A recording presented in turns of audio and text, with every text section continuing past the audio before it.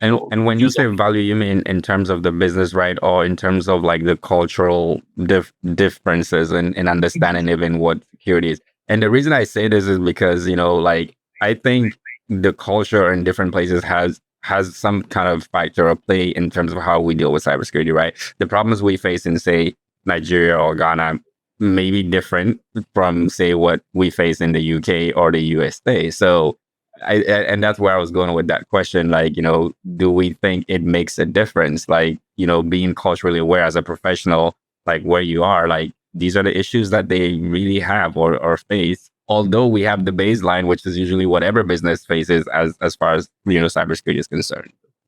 I mean, when it comes to, I see where the question is coming from now. When it comes to those kind of culture, I think there's no so much of difference, to be honest, right? Either in Nigeria, Ghana, UAE, or UK or US, right?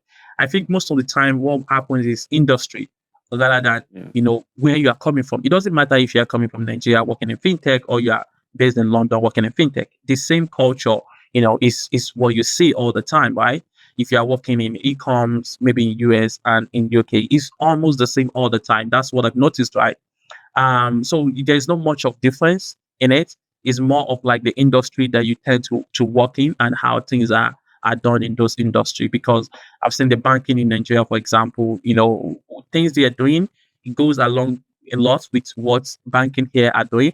But though when it comes to the culture part of it, there are also some part of it that is a little bit, that might be different. But those are not really cybersecurity, right?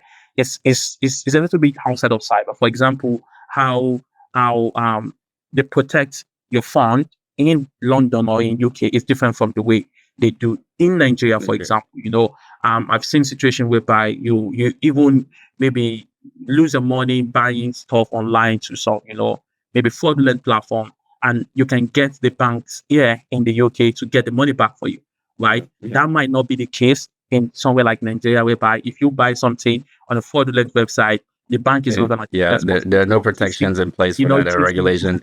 And it's interesting because when you were talking about, I thought of the other thing, like the mobile money, like they have in which is a huge thing in Ghana, Nigeria, and like other places like, Kenya and so forth.